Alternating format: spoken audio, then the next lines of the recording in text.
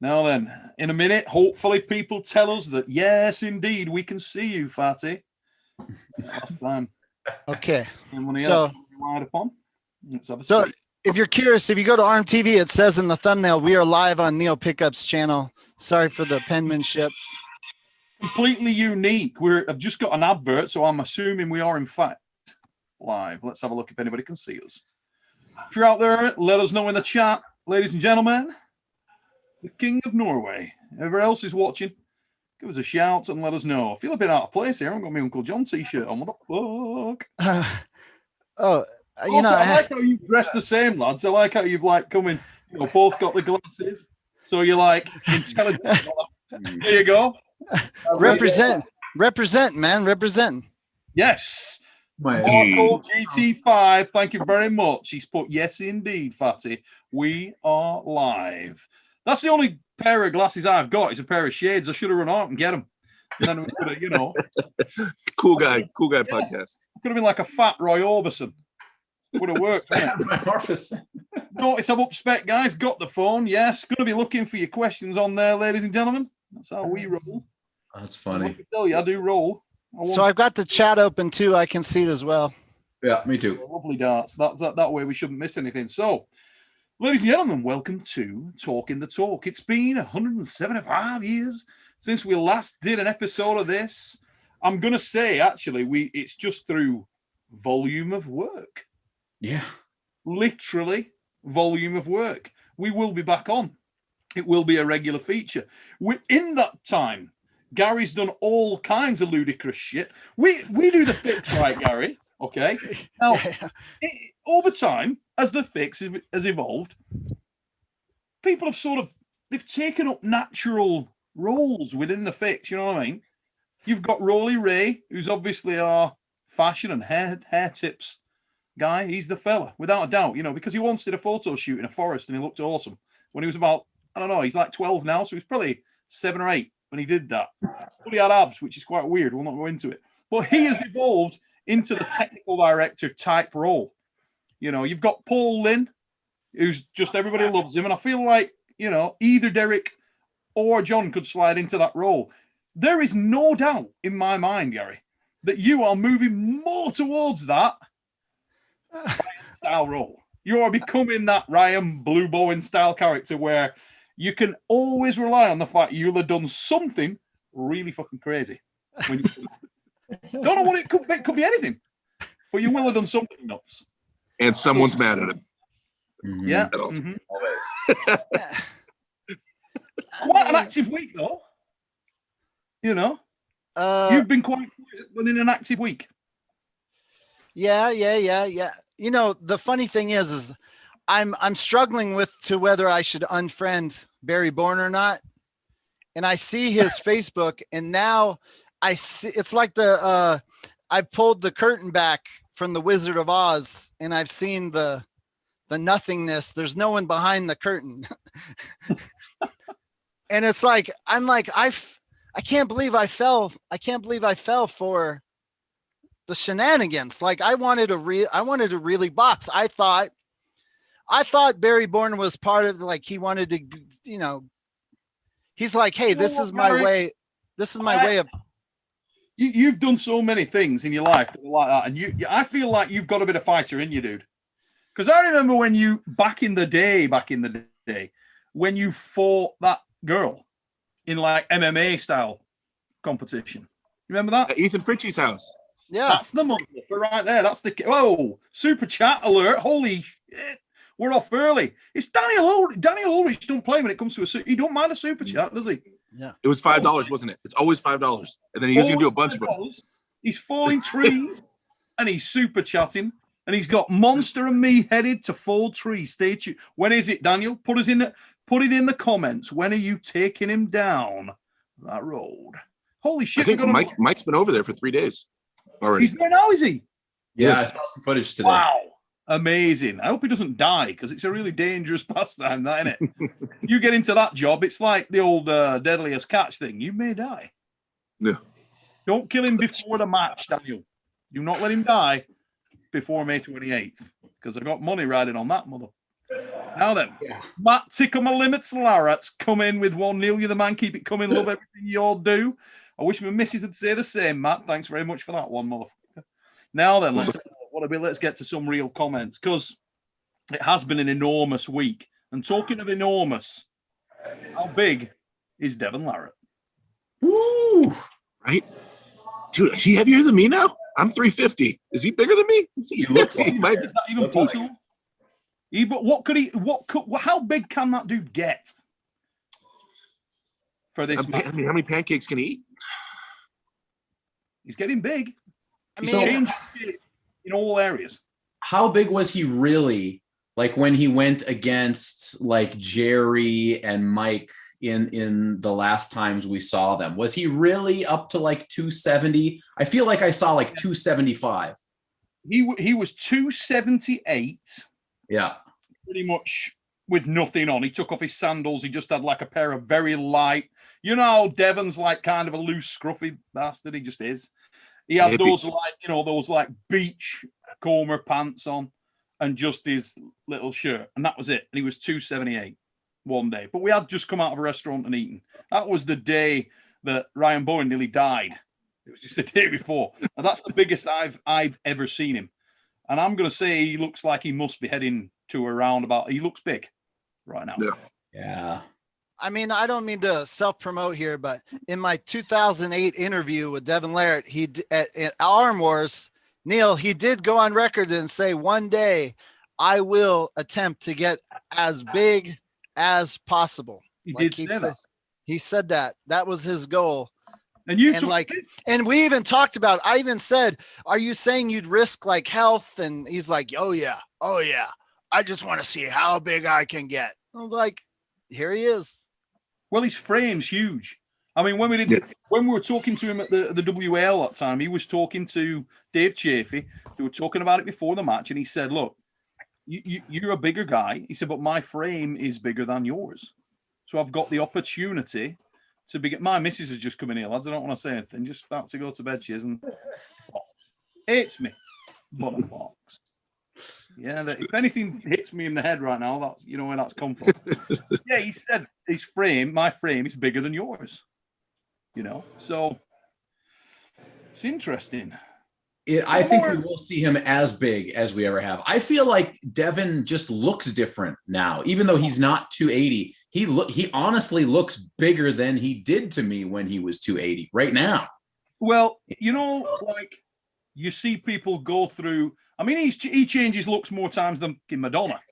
Yeah. But that said, right? You know, when The Rock was doing the film Hercules, I think he did it. Was it Samson or Hercules? But if it's Hercules, and he went into that role, he said he was going to go biblical, you know, and he looked like gristled and gnarly and that. Is it just me, or has Devon gone like gnarly as fuck? He's gnarly as skinny. His core is getting bigger. His back, his traps, everything's just everything's just getting massive. It's just, but the arms, I think they're staying the same size. I don't know what's in there. You know, I don't know what's in there. I watched a video with him tonight. There was a video. It's just got up to date, and it's how strong is Devon Larratt compared with the national champion? I mean, pretty open question, that one. National champion of where? But I'm assuming it's Canada, as he's there and nobody can travel out. But his arm looked huge, looked really, really big. You know. But on a more interesting Devon Larratt topic, how about him coming forward with that shoulder in practices lately? Can we talk about that? We can talk about that a great deal, mate, I think, in the show. Yeah. How about him doing this right now, right-handed, instead of doing this? And what is that a prelude to? Well, so many people have said, you know, oh, God, it's going to be Double Kings. It's going to be, no way. Not to self-promote, Gary Roberts' channel, ARMTV, ladies and gentlemen. Get your ass over to ARMTV. Check it out. The greatest archive of arm wrestling footage ever assembled by man. Get over there and have a look at it. But what I will say is this, but I'll say it after this, because we've just got another super chat, and it's Lloyd Christmas, and it says, shout out from Derek's Discord to all the homies. Discord in the house. I told him to come to the chat. I told him. Would work. Yeah, the Discord. How's that going, mate? The Discord stuff. Dude, it's going great. I've spent more time live on Discord than I did on YouTube lately. I'm sorry, guys. I'm just like, because I wake up and I just join the live chat. And we just talk all day, and I live stream my meals and stuff. We're just talking all the time. Discord. Yeah, no, it's awesome. I'm just always live streaming on Can you monetize your Discord? No, Gary, some things are just passion projects, all right? Gary, all right? I just love my Discord guys. They're awesome, and it's just easy. It's just easier to go there than YouTube sometimes. So, but YouTube's coming too. It's how you find the time. We're going to get back to what you were saying a minute ago about it, but we just Tickle My Limits Larratt's come flying back in with another super chat, $14.99, and he currently leads the board in super chats. Devon looks ungodly strong too, mate. That's what I was just coming to. He's coming for Michael. He's literally taking himself to his own limit. What more can you ask of a fan? I agree. I could not agree more, mate. That is literally, I was just going to make a very similar comment. Obviously, I probably won't make it as eloquently, but I was going to make a very similar comment. Because what I would say from him right now is he is, I believe, preparing to make sure it is not a double kings. I don't think he's going to go double kings at all. I think he's going to try and win center, and it's all about the height. Yep. Yep. Well, with the fact that we've seen Michael prove very conclusively that he does not need to King's move to win high-level matches, right? He barely really even King's moved against Jerry in that epic match. So we already know that Michael can come in. You know, he doesn't have to go way, way, way outside. Yeah, and the just while we're talking about the sort of, have you caught much of this, Gary? Have you been watching like the Michael training with Todd? Yeah. And I just watched Coach Ray's analysis of both to just make sure I was on board with my up to date, because it's been really let me tell you something. It's really difficult to run a YouTube channel, film, edit content, and still watch content of other channels and be up to date on the news. I mean, this is a tough job, man. Gary, imagine if you actually trained for arm wrestling at the same time. Imagine that. Listen. I 100% plan on training for arm wrestling. I have a 12-month-old baby that I'm in charge of. I'm like, that's your mistake. I mean, just know it's a full-time job over here at G. Roberts land, man. We are. Oh, can you imagine, Neil? Can you imagine having kids and training for arm wrestling? Can you even imagine it, Neil? Mate, can you imagine it? Yeah, I don't know. No. Can you imagine it? That's not what I said. What I said was running a YouTube channel, staying up to date on all the knowledge, editing, filming. Remember, I went to Waxahachie, filmed Friday night or some Friday night, Saturday night, and Sunday, trying to edit all that content while people are like saying, "Where is my content?" I get it, but I need to be able to take my kid to an arm wrestling practice. Is kind of how it's gonna go. And right now, when you have a kid who doesn't want to sit in a stroller and he wants to touch everything and he just started walking, I don't know how arm wrestlers. I mean, let me ask the community. If you're in the chat right now, there's 117 of you. Do you mind if I come to your practice and while I'm arm wrestling, you're holding my son? Like, are you cool with that? Like, how many? Backpack him, Gary. Backpack in the front, kid in the back. Oh, dude, wait. I might do that. Let's be honest, it is so much harder when they're young, though. Yeah. That period of time you're in now at the moment, mate, that is just a terrible period of time. I mean, my son now, you know, I love that John came flying in with "That's your mistake." Not the guy that doesn't have any kids. That's awesome. This is what I got instead of a kid. That's what I got. You can see John in a few years. John be sat there, and he'll go into his 4-year-old son that'll be sat in front of the TV watching Star Trek, and he'll be like, "Oh, Dad, I love Star Trek." And it's yeah, I wish I could have been shot into space. John be like, "You would have been if I hadn't been pissed." Here's the deal.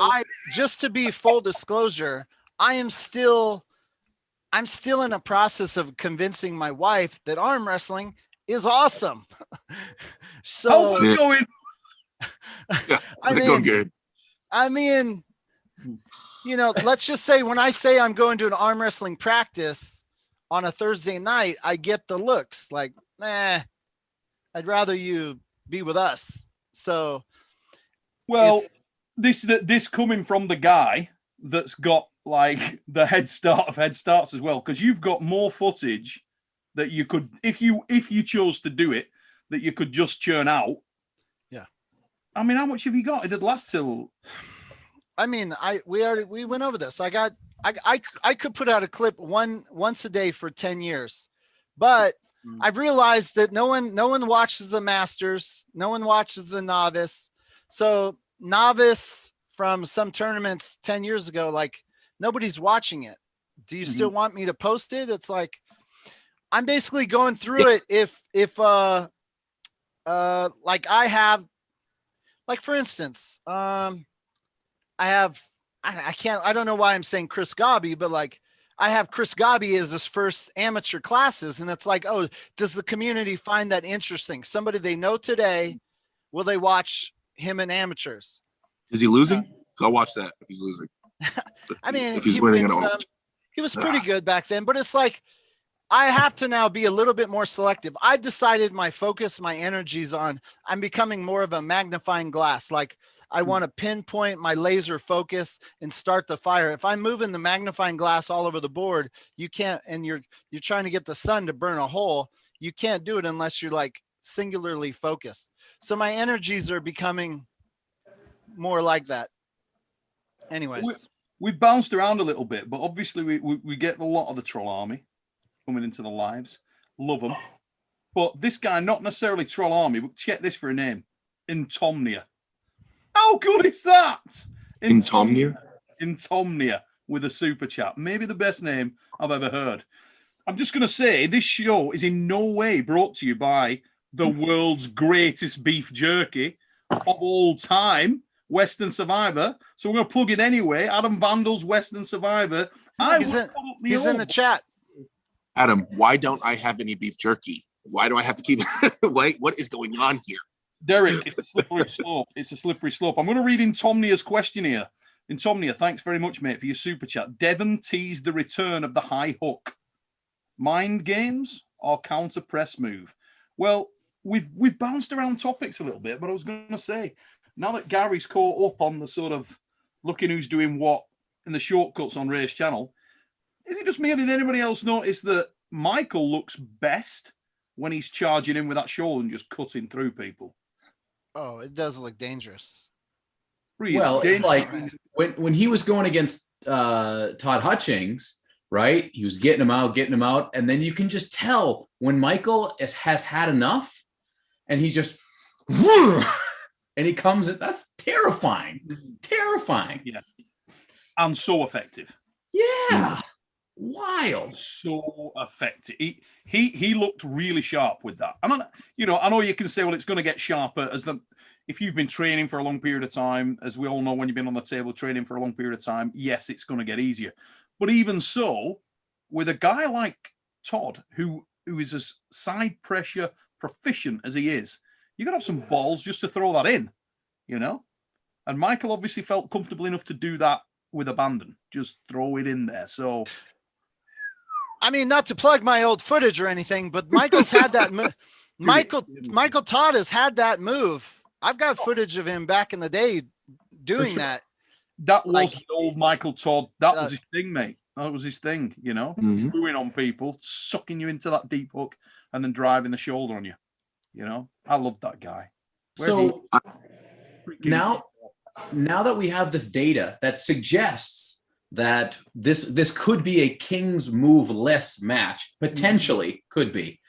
Do you think that this match, if there is no King's move, it kind of kills the King's move arguments and hate and everything for a while and puts it to the side a little bit, or will that just continue forever? I think it'll I think it's going to continue forever. And I also think that Michael Todd will definitely King's move. Yeah. I think they're both in a King's move, just not at the same time. Yeah. I don't know whether Devon will. You can't have an ultimate defense and not pull it out. He's going to pull it out. If he has to, he'll pull it out. I don't know whether it is ultimate defense against Michael, though. I don't know. You don't think so? I just think Michael's better at Kings. Well, the other issue I think they're both. We still don't know the specifications, right? Are we doing 9x7 pads? Are we doing 7x7 pads? Because that flavors it a little bit differently too. If I was a guessing man, I would say that they will be on 7x7s. If I was a guessing man. The only thing that leads me to think that that may not be the case is the fact that WAL are fringe involved. Right. Fringe involved? Mm-hmm. WAL still exists? You only need to look at the poster, Mr. Roberts. Now the poster, it's free to add WAL. You could say, I could create a poster right now, say Elvis Presley is involved. Why would anybody add Elvis involved? a poster WAL for the laugh? The Not guys for the laugh. they are, well, let's just say I know that WAL are fringe involved. Then why wouldn't they want to be the manager? Why wouldn't they let Larry Wheels pull off the match? Why not? Makes no sense. I think it does. Because they'd have to get their whole gig. WAL just can't appear in Dubai, right? That would be a massive undertaking. I would imagine that would be a massive undertaking and a huge risk. That's what my perspective would be. Mm-hmm. They tried to run it from Dubai. If this match is a success, does it not take all the power out of the sails of what the Wall had? No. If Larry Wheels pulls this off, if they pull this off, come together, live pay-per-views and everything. No, I don't think so. What? I don't. No, it's just keeping the sport relevant, Gary. It's just keeping arm wrestling relevant, and WL will still profit off that for sure. Yeah, I don't think it. I don't think it negatively. We'll just get to a couple of super chats, guys. We're backing them up a little bit. Jay Hooling, thanks, mate, for your $5 super chat. What are the odds of a bicep tear, arm break, or shoulder injury in the Devon versus Michael match? It's a difficult one to answer, mate. Derek and John throw in your comments as well, but it's difficult to answer because on one side of the coin, both men are so experienced at what they do that it's massively unlikely to happen. On the other side of that coin, you've got two men who are very much prepared to go to the nth degree to win the match, particularly Michael Todd. I pray to God there isn't any injuries. I definitely do not want that. Not to go back to the other question, Neil Pickett, how much are we getting paid to do this live stream right here? John agreed to blow you, and Derek and me are gonna have a beer. So, as far as I'm concerned, nice. Okay, basically nothing. The fact that the pandemic has made anyone who knows about Zoom, they were nothing pre-pandemic, and now everyone knows what Zoom is. The fact that why isn't Wall hosting live streams talking about arm wrestling? I mean, they could have done that. They missed the boat. They missed the boat on keeping Wall relevant. They missed a boat. Yeah, I don't agree with that, Gary. I think you've got business plans and you've got people that do things in a certain way, and they don't have to all go that same route. I think there'll be always opportunity. This is the funny thing, right? And we're going to get to Matt COVID Mascarini's super chat first. This troll name is way too strong. That is bloody good, mate. Keep it up. I love these names coming in. It's an ongoing tournament and really solid. Doing such good work. Troll Army, have it. Iron Dick. Now then, going back to what you were saying earlier, I think there are going to be partings of the ways, okay, within arm wrestling and who does what. We already know that that's the reality of it, Gary. We've already just experienced. I'm sorry to be a dick, but I'm going to say one last thing. Go. I just checked. Wall's channel has 182,000 subscribers. If if I'm Steve Kaplan, I go to Neil Pickup and I say, I love what you're doing with your channel, but I'd love you to represent Wall and to do an arm wrestling Wall talk show. I'll give you all the super chats. Do you know that 182,000 views, you would be having Devon Larratt, Michael Todd numbers, you would have the 300 to 500, maybe $1,000 in super chats that I could give you. Why would that not be exposed as an opportunity to continue growing arm wrestling and Wall at the same time? Well, at the end of the day, mate, you need something to talk about. Now, the World Arm Wrestling League are obviously doing their own matches. They have their own format, their own way of doing things, so much so that you could be a lover or a hater. The same could be said for Professional Arm Wrestling League. And as I was saying, we've just seen a situation where tried to join the two strands unsuccessfully. Not unsuccessfully from the WAL's perspective. That's unbiasedly. That's just literally what happened. They were happy to release their athlete.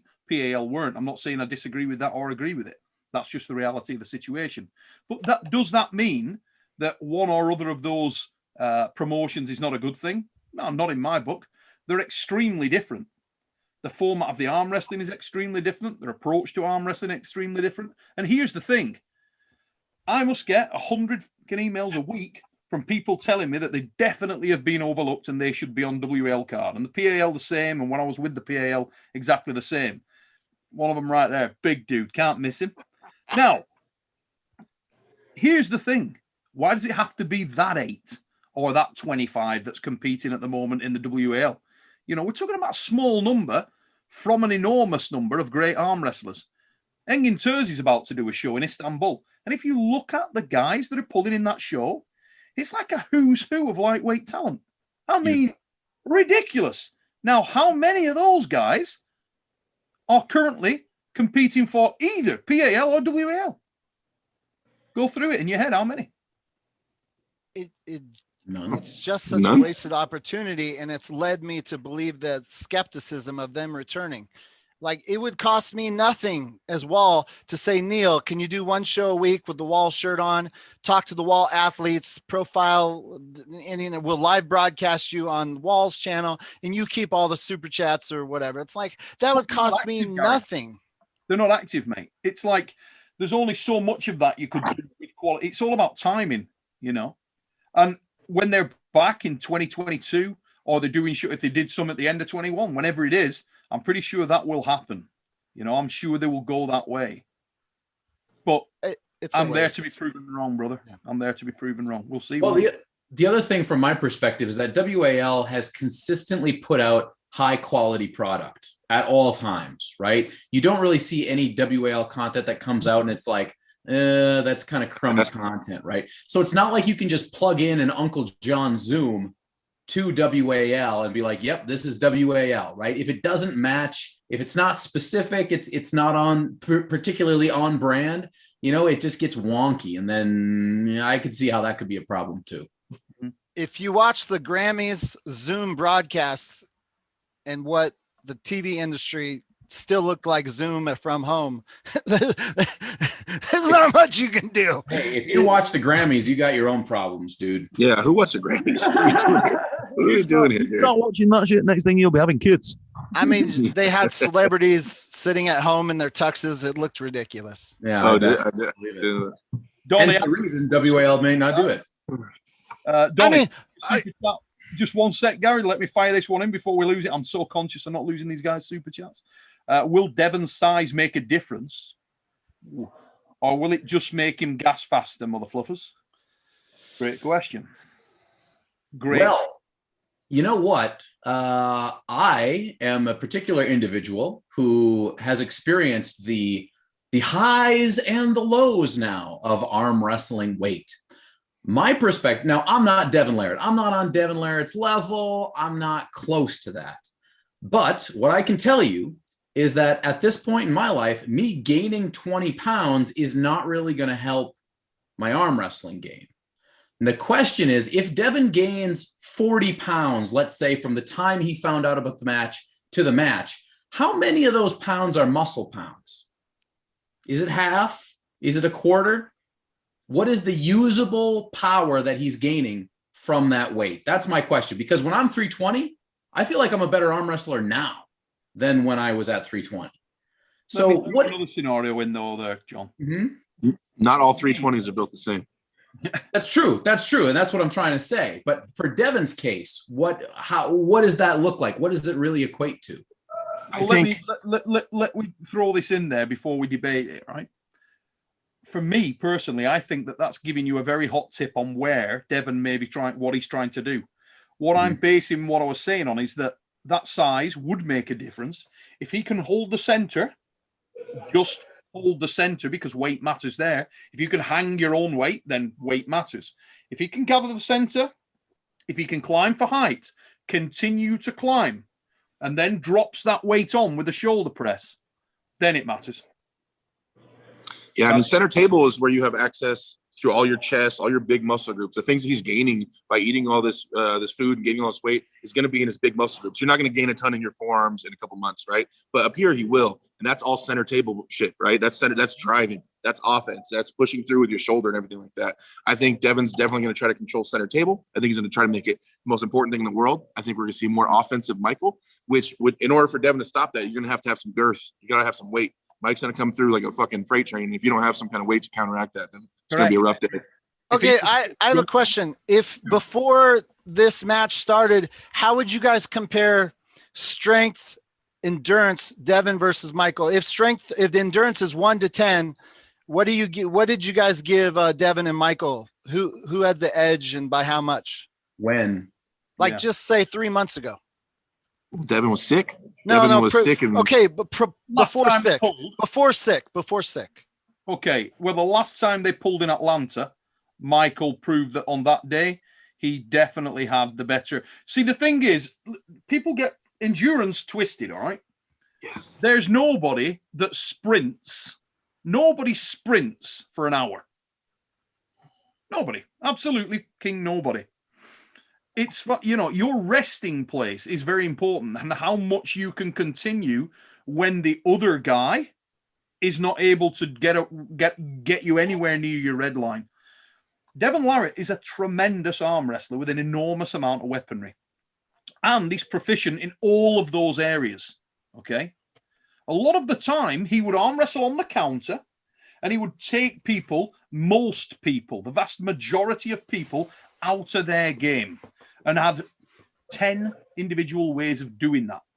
Michael, pretty normal sized guy, very strong, unbelievable heart, unbelievable balls, and up for it as much as anybody that's ever drawn breath, but didn't have an incredible amount of options, didn't have leverage advantage, none of those things. So he isn't shown, his endurance hasn't been shown, and that myth and legend wasn't built around him. But if he can get you to a red line situation, and you're comparing Devon Larratt working at his red line with Michael Todd working at his red line, then it doesn't just come down to endurance. It comes down to how bad do you want it and what are you prepared to give? And that's why that's such a fascinating question, because I don't know. Because very, very few people. Right, but I get what you're saying. But if you had to pick a number, would you be 8 and 8, 9 and 8, 7 and 10? I'm trying to visualize. Michael, if you're working from a 10 and 8, 10 and 7, somewhere around there, we think, guys. At that last match, probably, yeah. Well, Devon has gone on record to say he knew he was blown, I think 25 seconds in. Yep. He's gone on. Which is never usually a bad thing. Fair enough. He might hear you. Be careful. Very rare. 25 seconds in. I watched Devon came to Chicago and he arm wrestled for a couple hours. He took breaks every 10 to 15 minutes, drink water. But to me, visually looking at him, he still seemed amazing at the end of the practice versus the beginning. And everyone was like, oh my gosh, this is crazy. But all the time he's taking away, he can neutralize so many people so easily. I mean, it's an experience arm wrestling, Devon. It really is. Oh, yeah. dude, it's horrible experience. So I recently pulled practice with Mike, and I'm going out to Mike's house next week to train with him. And so and I had my little match with Devon not that long ago. And so the difference between that, like when you practice with Devon, he will sit on the table for 3 hours without getting off. Bring your strongest dudes. He's not going anywhere. He's having some water, a sip of water every once in a while. Arm wrestling for 12 hours straight. Mike, while Mike has definitely better endurance than me, does not do that. Mike will pull, 2 or 3 guys. I need a break, right? But you got to remember, so people compare that like they're like endurance, but it's not the same because Mike isn't just sitting there grinding on his big muscle groups throughout the whole match. He has, I don't want to say a resting point. He has a point where he can kind of chill out for a minute and reposition and regather himself. So it's not like they're going all out as far as like burning everything. It's how much endurance does Mike's opponent have and able to work with that.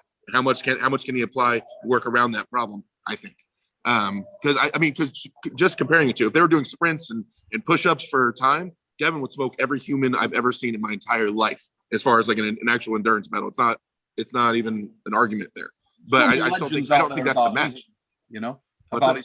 So many legends out there about we've talked about it on various shows that have done the press up thing.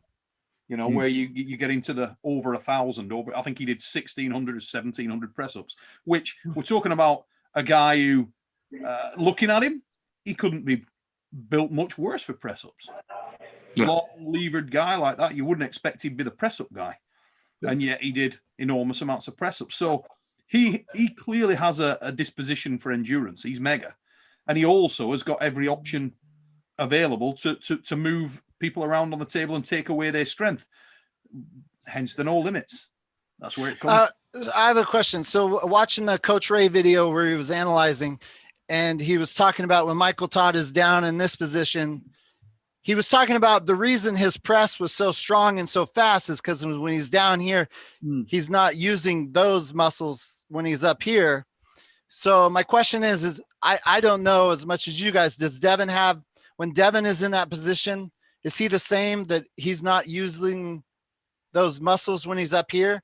Because I'm wondering if they're both similar here, but then Michael Todd has that strength. If Michael Todd could be more dangerous because Devon can't match him in the lock resting position, sort of thing. Question. I think we're going to see an old match. I think we're going to see old the way Devon tried to approach Michael the first time they matched up in their old super match series, and then I think we're going to see an older Michael as far as offense. I think Michael's coming in prepped to fly forward. And I guarantee the first couple rounds, Mike is going to throw everything he has into offense. So I'm excited to see what that looks like. Really actively going for the pin, not hitting fast to go into a King's move, hitting for a pin. I think we're going to see that of Mike, which is kind of old school. And I think that Devon's going to be. Is that good for TV? Fast pins? We don't want fast pins. Well, can he do it? That's the thing. I think what Derek's saying there is he's going to go for it. I've gone for a lot of things and not necessarily named it. Only the other day, I went for like a 3-foot hurdle. That did not go well. But let me tell you, run up the 3 or 4 steps before the hurdle, I was doing that in hurdle, Gary. The thing that Mike's was hitting out here a couple weeks ago this practice, and he's getting more comfortable with hitting that lock or in his arm, that angle, and then launching his body weight back in that angle. So he's becoming more comfortable on hitting with all that, and it hits hard. It hits really hard. And by the time their match happens, Mike is going to be even stronger and more explosive. And I felt it a while ago, and it's a lot. It would be no easy task as far as counteracting that. So I'm excited to see like what that does to Devon. I think Devon understands that as well. I think one of the reasons he's bulking up is we can all see Mike's going to hit like a fucking ton of bricks. The other massive factor here is that in Devon Larratt, you're talking about a guy. In fact, in both instances, you could say this, but certainly the last few times they've met, Michael has been the guy with the stronger offensive drives. Even in the first time they met in Arm Wars, Michael initiated the biggest drive in the match in round one, actually. But Devon Larratt, because of his style and the manner of individual that he is and his propensity to be able to do so many things, he has spent the vast majority of his career arm wrestling on the counter. Okay. Now that leads you into a situation where it's almost like a subconscious, natural instinct for you to pull on the counter when you're given the opportunity to do that. And that there lies danger for him. Because if he drops in there and Michael does drive that shoulder on him or get enough contact to take Devon to the red line, then I don't believe he or anybody else has enough power to stop Michael. If it becomes an arm-on-arm, shoulder-driving competition, Michael Todd will win that match, in my opinion. Okay, well, so after reviewing Michael Todd versus Todd Hutchins and Michael Todd versus Derek, my takeaway is, yes, Michael is just worlds ahead in the explosiveness and that fast, like, bam. So are you saying that Michael Todd shouldn't bring that out of the gate at first? No, I think he will. I think, but strategy wise, should he save that? Since Devon is a counter, should There's Michael no saving Todd? it. After round 1 or 2, that option is gone. They'll be so gassed. There'll be no heavy hitting option after round 1 or 2. I agree with what Derek said. Michael's gonna try and ruin him. He's not gonna try. He doesn't want it to be a long drawn out battle. He wants it to be a statement. He wants it to be a line in the stand. Last time we met, I beat you. This time it wasn't even close. Pay-per-view, Michael Todd, you can't go fast. No, just pay-per-view. We can't have Michael Todd's got huge balls taking this on because in the eyes of a lot of people, Michael Todd is in a no-win situation in some respects. Because he was, he could have people come down. The people who don't believe in monsters are going to be like, oh yeah, you were going to challenge Levan Saganashvili and you can't even beat this guy. Because a lot of these people inexplicably don't believe that Devon's that good. It's something that I don't endorse. I think it's amazing. It seems like the internet believes that Devon Larratt can do no wrong. What do you mean? That's not. I don't know about that. There's a lot of guys out there that don't think he's at that. Even some so-called experts will say, "Oh, Devon's really not that good." I have laughed so hard at some of those comments. I sucked my own pants up my asshole. It's absolute, these are the same guys. They're making that statement, and then a week later they'll go on there and say how strong Dave Chafee is, and yet Devon beat Dave Chafee. However he beat him, he beat him. If you're in that match with Dave Chafee, you are what we call in the game strong as fuck. That's right. I agree. I got a question. So Devon kind of started this. The match didn't go on between Levan and Michael. And Devon says, and now he said, what Devon says and what Devon means are two different things sometimes. But Devon's saying that because Levan didn't do the match, he has relinquished the world title. And now Michael is by default the number one in the world. And so this is the match become number one in the world by default. That's Devon's logic that he's saying. Part of me thinks he's just talking shit to try to get Levan and them out. He's just like, oh, you guys aren't tough. Just trying to get them to come out and play, right? That's what I think is going on. Now, in your guys' opinion, do you think this really is the match for number one in the world? Or do you think that it's just a ploy after this match to get Levan to come out and play? Well, hasn't it worked? They can't have come out to play. Igor's been more vocal. Levan's been more vocal, right? Well, I mean, getting elbows on tables. I'm talking about elbows on tables. Yeah. Here's the deal. I don't believe that we can really have a true number one in the world matchup because it's been so goddamn long since anybody arm wrestled, right? And it's not necessarily any one person's fault. It's the fact that we're in a worldwide pandemic. People can't travel. We can't do this. We can't do that. So underlying everyone's decisions, whether you agree with Igor or not, a humongous part of the problem is the fact that we cannot move. We cannot move successfully. We cannot move where we want. So I happen to personally believe that Devon and Michael it's the number one and number two that's happened in the last year and a half. But is it the true 1 and 2? Who's the thing though, John? Is it ever? I mean, depending. Well, that's true too. Is it ever in any friggin'? I mean, Yeah. I'm going to sound like I'm going to get hated on for this comment, right? But I'm in, right? I've been around fight sports and arm wrestling enough to understand one thing. Okay, shocks happen, and sometimes they're not that fucking shocking. If you get carried away with the tide of public perception, then you will believe that one guy is superhuman and can't be beat. And when you do, step away from the gloom, motherfucker. Step away from the gloom. Because when you get to that level, if you get hit, you lose. So who's number one in the world comes down to on what day, in what condition, with what going on. We haven't even talked about, right, the other factor that's got to come. Right now, Michael and Devon, super friendly. Everybody's super friendly. Oh, we're, you know, warm, cuddly. I'm surprised they haven't, like, been in bed together yet. Now, we're not even in May, okay? By the time we get into May, Devon.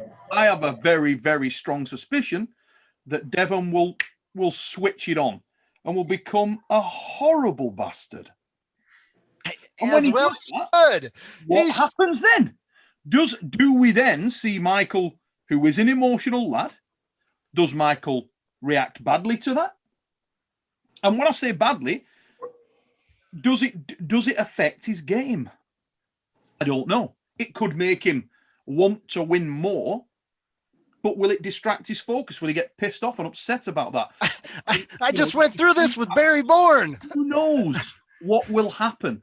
But to think that whole concept is not going to be a factor, mate, little factors, small factors like who had the best night's sleep the night before the match. We're talking about two men, and they're both really fucking good. So there are a number of factors that could happen that are intangibles. Honky Monkey in the chat, he said, Neil, you're nuts. Mike will get destroyed. Maybe I'm nuts, but I don't believe anybody will get destroyed. I think it's going to be an arm wrestling match. That's what I think. 100%. The thing that I go to is the fact I do believe that the psychological aspect of this whole thing is going to be significant, and it will go a long way in helping Devon and a significant way in hurting Michael. Now, the way that is decided is how well Michael has begun to adapt to the way things are perceived on the internet. I think Michael has gotten better over the last year, a lot better, with taking certain comments, you know, letting them roll off him a little bit, but you can still see if somebody says the wrong thing, you can just see it. It clicks, whether it's on a live stream, whether it's on a video, whatever it is. Now, if Devon is doing that on a consistent basis over a 4 to 6 week period of time, I do believe that will affect it. Whether it ramps Michael up more or not, it will change what his physical being would have been without it. I don't think, what is Gary? I don't think that we're going to see the level of trolling that we saw previous from Devon. Okay. Michael is giving Devon this match. It was Michael's to give. It's going to be supposedly one of the highest paid matches ever. This was a gift from Michael to Devon. Mm-hmm. Right? I don't see the level of trolling coming from Devon that was once. I think there will be some. Can I speak, Derek? This is a gift. This is a gift from me to the arm wrestling world, specifically Devon Larratt and Michael Todd. If you want to be the most talked about, the most watched arm wrestling match in the last 18 months, if you want it to be hot, if you want your pay-per-view numbers to skyrocket through the roof, start talking shit about each other right now. Start talking trash. That's what people want to see. Either you hit me or I hit you. Yes. Listen, if you guys are all buddy, this is honest to God. I'm the producer, the film guy. If you keep buddy, we're going to log in and watch. Everyone's going to log in and watch. Fine. They're gonna. But if you start talking shit today, the people who aren't logging in right now are going to be like, okay, I'm curious. I want to see. I've been watching the trash talk. They'll be shit talking. They'll be shit talking. I just don't think it's going to go as deep as we did before, where Devon's literally saying some personal shit, trying to get under Mike's skin. I don't think it's going to go to that level, but they'll for sure be shit talking. Of course. Devon Larratt, call Michael Todd. Hey, Michael Todd, we want this to be huge. So I'm going to be talking a little bit of shit. Just ignore it. and you talk your shit, and then they go on this and they talk. I don't know whether they even do that, Gary. I think if you're Devon, you're going to be weighing up in your mind what effect is this going to have on the guy. You know, is it going to work for me or against me? Am I going to get drawn into that so much that I lose a little bit of focus? Because you do get the feeling that, you know, Devon's got a great game face, but he's extremely focused on trying his best in this match. And that's what does excite me. He's extremely focused about trying his best. Hey, and make no mistake about it, you know, screen personas aside, Michael Todd is an extremely intelligent individual, especially when he's anywhere near an arm wrestling table. Don't underestimate. Michael knows exactly what he's facing. This is a more dangerous match, potentially a more dangerous match stylistically for Michael than any other. One of the reasons for that is because Devon knows so much about him. He's got all the weapons in the world and knows so much about Michael. He's so close to him. He knows exactly what his style is. You know, exactly where his strengths are, exactly where his weaknesses are. He's beaten him before.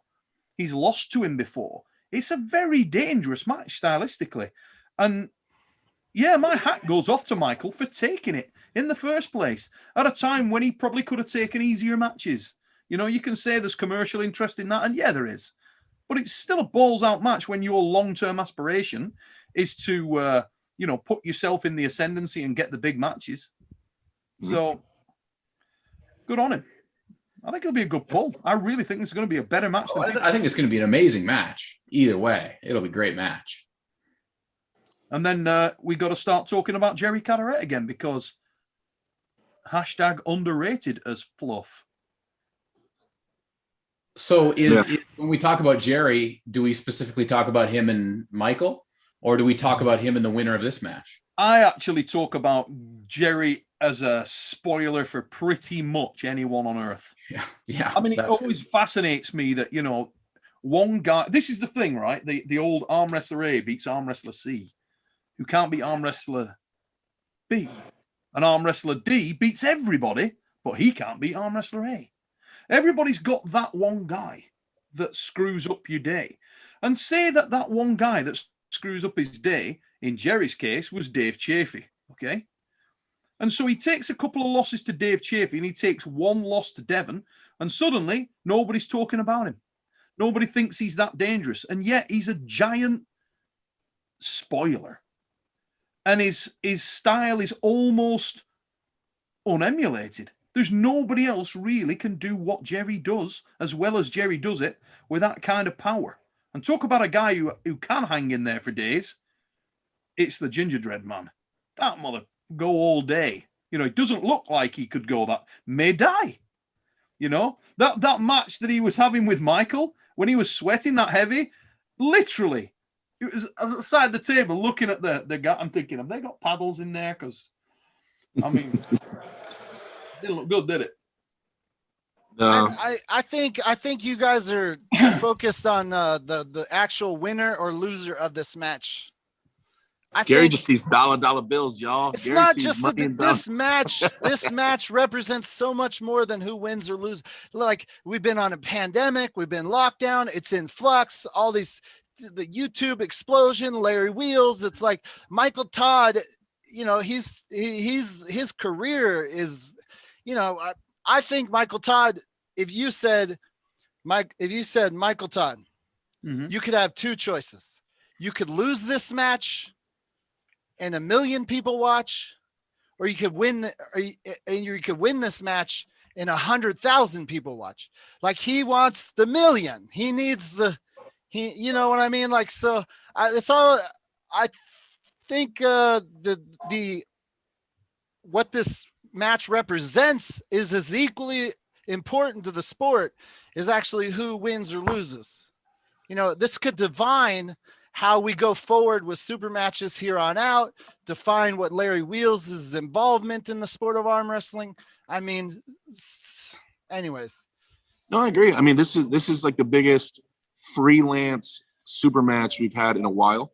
I mean, if you want to call it that. I mean, like, not WAL, not PAL, like giant matchup, you know what I mean? Like, that's just kind of happening. That is going to be more for the viewers, for the YouTube audience, catering to them more than we were before. I think that is massive. I think that is a precursor to what's to follow as far as like all these YouTube channels, all these live streams, everybody, Matt Mass, Marcio Barbo, everybody has a YouTube channel. I think things are going with the YouTube thing. I think that Gary's right. I think this is a big precursor for that, for sure. I mean, it could change everything if this is a hit. Well, yeah, I think it will anyway. I think whether or not this is a hit, I still think it changes everything. I don't think this is necessarily the live or die by moment. I think I think the pandemic's massively responsible for that more than anything else, if I'm honest. I think COVID-19 has brought about that seed change, where a new era of possibilities has suddenly become, people are starkly aware of what's possible, and long may that continue, that you've got to evolve. And if it does evolve, I think that's excellent, but I mean, but like before, say I have a semi-professional puller out here. He's a big channel. He has 200,000 subscribers on YouTube. Now, 10 years ago, if this guy didn't have his YouTube channel, he calls up Marcio Barbosa and says, "Hey, I want a super match with you, Marcio." Marcio would be like, "No, like, what do you? Why would I? No, I'm good." But now he calls up Marcio with his 200,000 subscribers. Suddenly, there's moves happening. There's things happening. Suddenly, it's relevant. Suddenly, those matches, weird things start happening, right? In order for chasing clout, right? So I'm interested to see like kind of what happens there. I've noticed myself, I've gained all these weird opportunities just from this camera. Like I'm getting phone calls and numbers, like, like things are happening. People want me to go places. I even called out Alex Cadorette for a super match and he said yes. It's like, all right, great. I love anything with Alex in there. I think Alex he's a great persona. And you and him, that could really sell big. You're both really big lads. You're both up and comers. You both can wrestle really, really well, know what you're doing really well. You're both articulate. I love that. That's a great... Are you saying you want to host it on Arm Wars? Is that what you're saying there? I would love that match. Derek Smith. Derek, can you go? We have 242 people watching and only 59 upvotes. Fix it. Wait, we don't have many likes? 59. What are we? This is amateur hour? Yes. It's a little thumbs up. You just click the little thing and it just spikes it right up. I mean, don't you love the sport? I mean, don't you want to help the sport grow? I'm just saying, just kind of common sense to me. I don't know, whatever. Little thumbs up action. I'm missing practice for you guys right now, right? For this, I need a thumbs up. Right? Neil, I've noticed you finally have uptaken the live. How are you liking live now versus the pre-recorded? Well, it's difficult sometimes because obviously you've probably noticed everything I do is in the late evenings. That's when I do it. Usually after 9 p.m. in the UK is pretty much when I'm recording everything, which can be difficult because I'm trying to get people from all around the world, and it just depends on the time zone. So live makes it difficult in some respects there, particularly in the week, because you're not getting a lot of the US audience, and everybody knows I'm a little biased. I like the North American audience as well, so I like them to be involved in and able to listen to the shows if that's possible. So because a lot of my favorite arm wrestlers and arm wrestling matches are over there, and I like to cross those over with the European guys. Obviously, I'm European myself, so I like that cross match. I like that. I mean, RVJ Sasho is exactly what I'm about, I'm just going to get this super chat, Gary, real quick. Mr. Viking fan 84, thanks for your super chat, mate. I think most of Devon's weight gain has been in his face. And he's put love the show. Thanks, mate. Big face. I'm gaining right now, too. I'm getting round.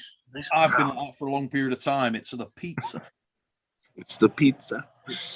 That does it. Oh, I never finished that thought. If Devon has great endurance, gaining weight, I mean, I don't see it hurting him.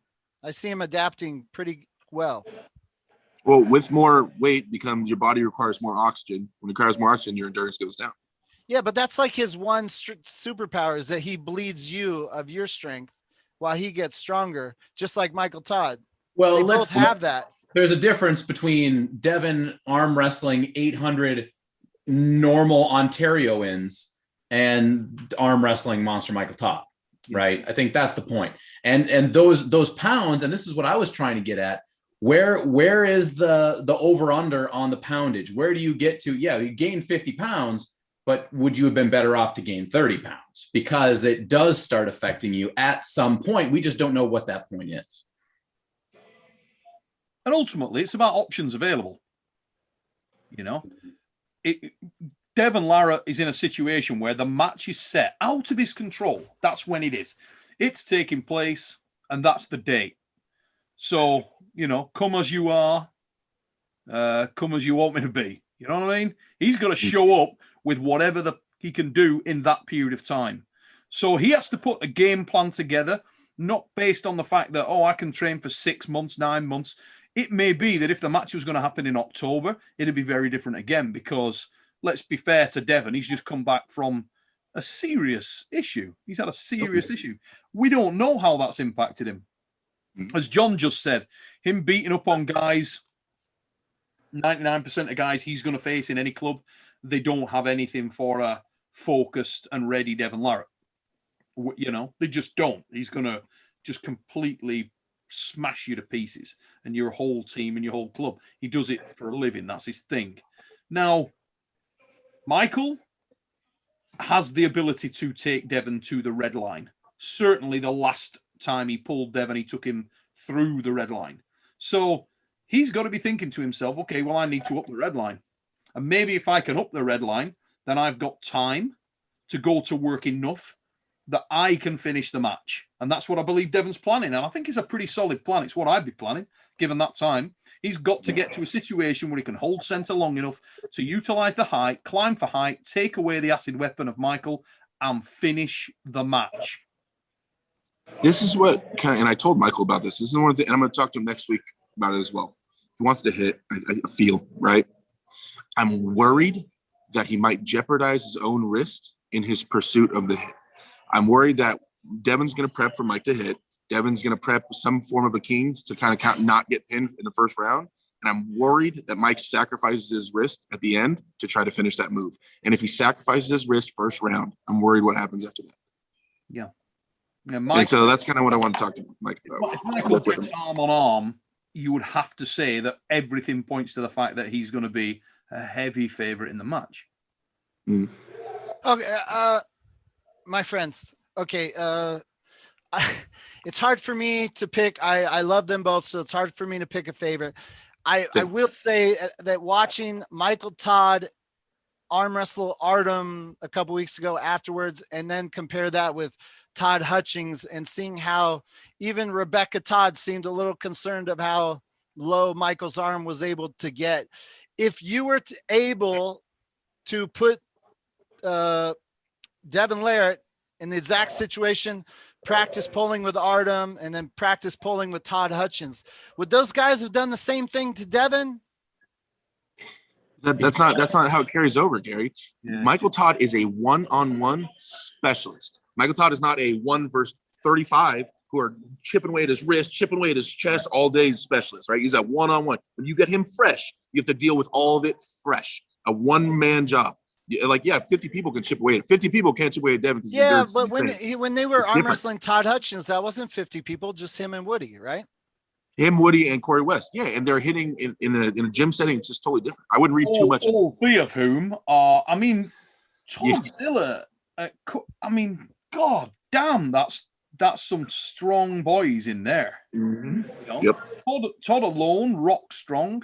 Then Corey on the right arm, even though he's had the damage in his other arm, it's not the best of Corey yet. But right. Corey's a huge guy who also knows Michael inside out, which will allow him to, work very effectively in that situation. And then you've got Woody, who for a big man has got a lot of speed. Three very, very difficult asks there. You back to back those three, you're arm wrestling. That's hard. Right. What I'm saying is, if I could tomorrow fly Woody, Todd Hutchings, Corey West to Devon's house and watch a very similar setup, would it be similar outcome? In a 300 match series, would Devon do better than Michael Todd? Yeah. With that same practice, they put up a 30-minute clip where they arm wrestled, kind of Michael pulled all of them. If Devon were to pull all of them, would your takeaways be very similar, or would I believe Devon would do better in that situation because he's got more options to neutralize each of those men, and he's got more options to change against each of those men, so he can manifest the match however he wants to do in order to take advantage. That isn't the situation with Michael Todd. Michael hasn't got. Cody West is a bigger man than Michael Todd. Devon Larratt is a bigger man than anyone. And he's a guy that's as big as anyone and got an incredible spectrum of opportunity, each area of which he's incredibly proficient. The guy's a masterful technical arm wrestler with the fucking rainbow. Pick your color. You go anywhere you want, and he'll go there well. So as the match, as the session progresses, and each person, the disparate elements of their game burn, he will find that hole and he will just literally tear it wide open. He can grab onto so many things, Gary. That's the difference you've got. Michael doesn't have that opportunity. He doesn't have that spectrum, that leverage, that physicality that Devon has.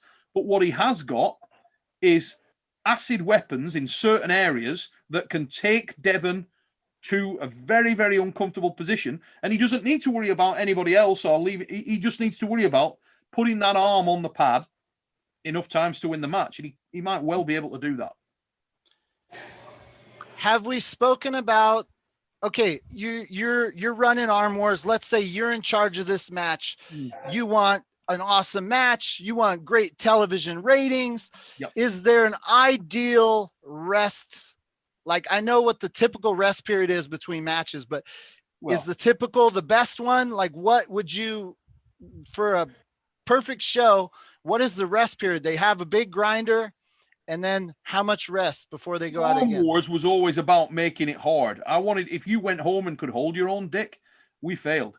So we had a situation where 1 minute's rest was one. I mean, the way I figured that was if you can go into the UFC and get the living piss knocked out of you, and you only get a minute's rest, arm wrestlers have absolutely not a leg to stand on saying that, oh no, we need longer.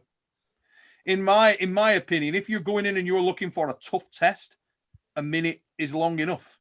It is long enough because both men are burning at the same rate. Theoretically, both men have only got each one-on-one.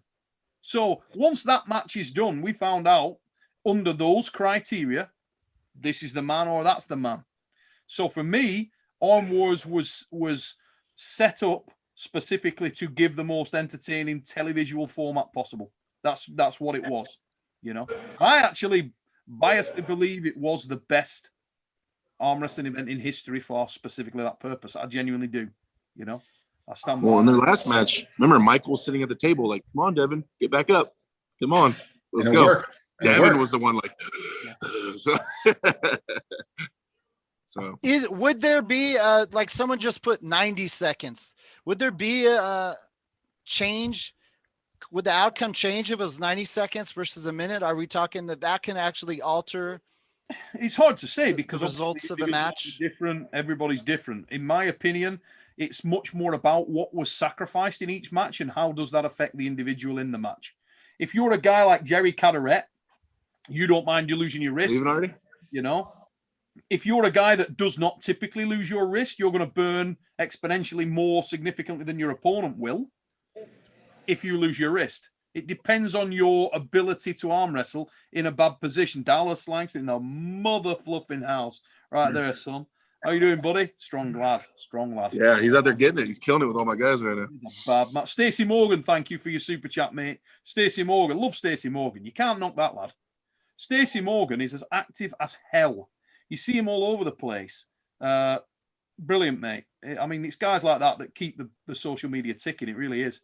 Because the man's everywhere and anywhere. If you need somebody to check in on what's going on, go and see Stacey Morgan. He's on everything. He's everywhere. Top man. Eric Rissot with a super chat as well.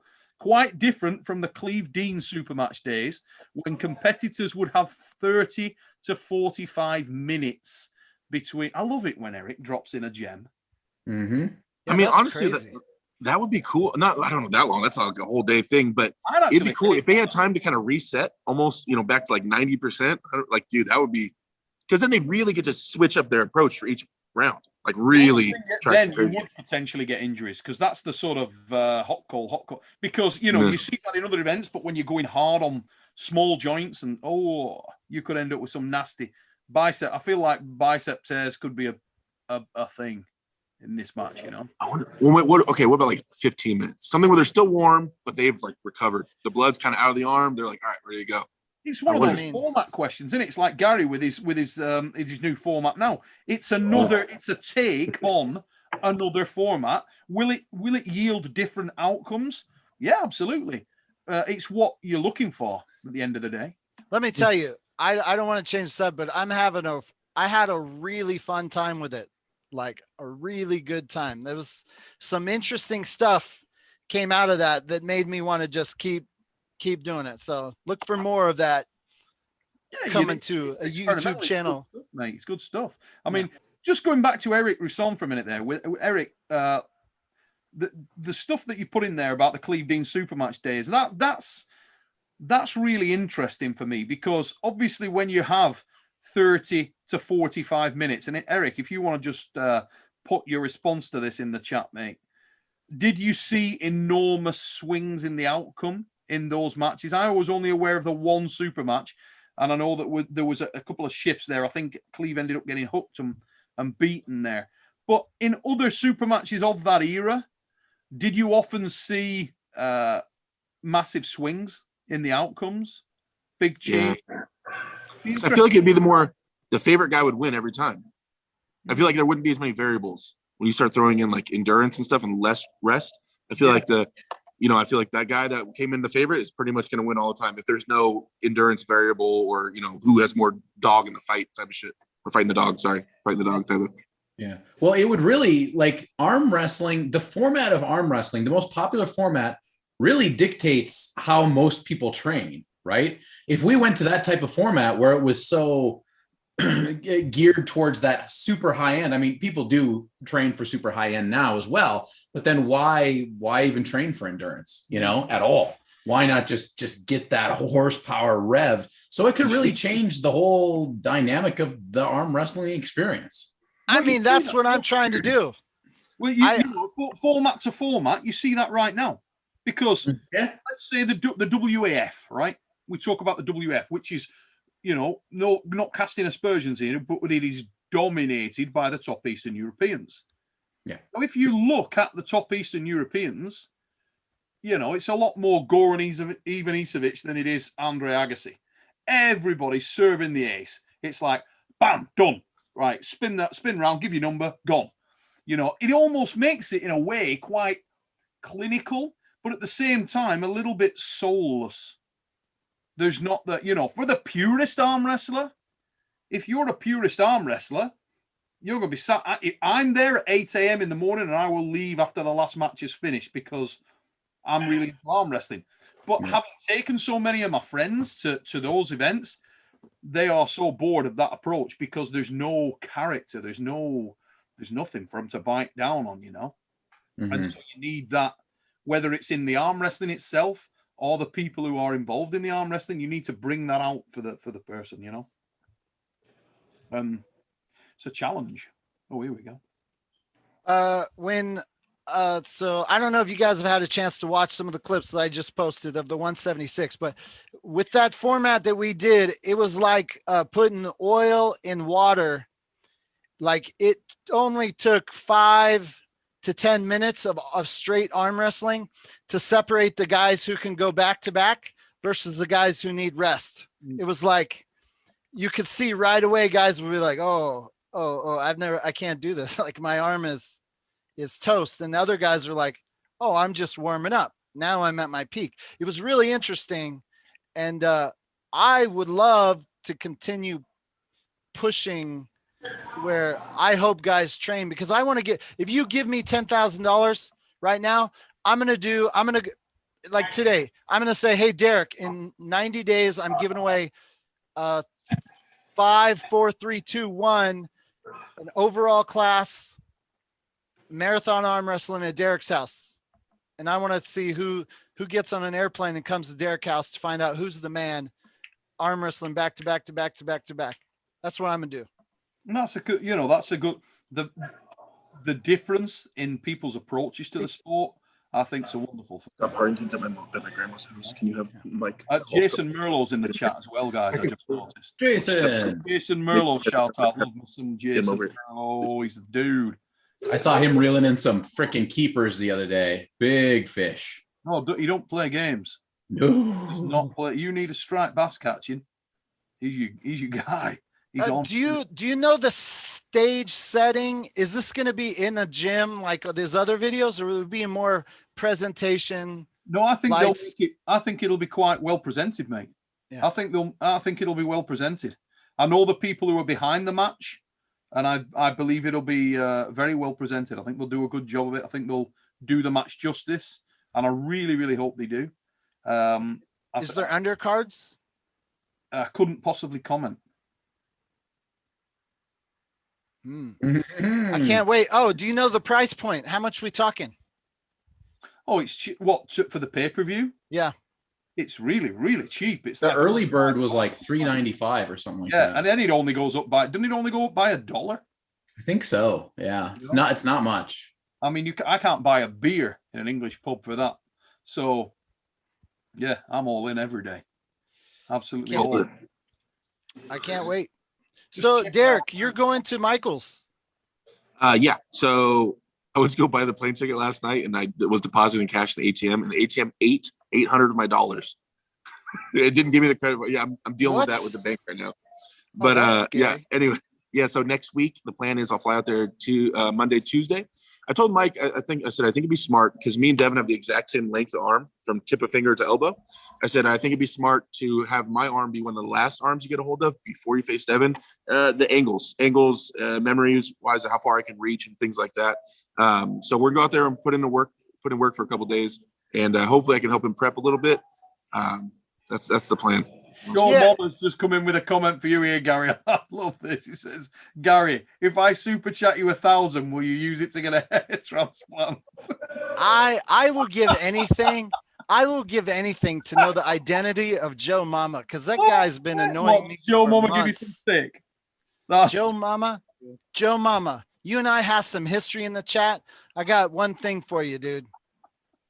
Oh. Oh man, just Eric Jones come back and just said there were a few super matches back then, but it's hard to know.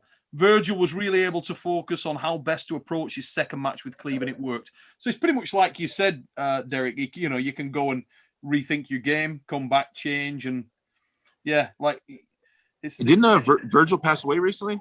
Oh, yeah. Sad to hear, man. Okay, so for your information, you guys did the arm wrestling, the old school arm wrestling. Yes. I was hesitant to share some of the older super matches because I had some stuff that's in storage. Mm-hmm. I just went on a trip to California. John Woolsey gave me some footage on a DVD that I now have that I'm going to go ahead and prep and share. And I'm hoping, what are you doing? You didn't come see me? You came to California. You didn't call me? I was in San Francisco. Oh my. Yeah. Sorry.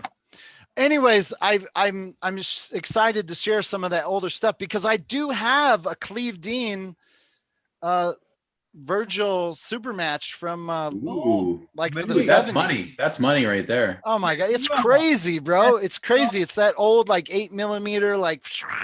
Get it out now, right now. Yeah, for those of you who've not already subscribed, link will be in the description when this thing goes out on the record, and also get yourself across and subscribe to ARMTV, the greatest library and archive of arm wrestling in the history of ever. Appreciate. Hey, I have a really important subject that I want to make sure we get to. So I'm cutting to 176 pounds for May 8th. Mm-hmm. When I do that, I'm shaving my beard. What in the fuck?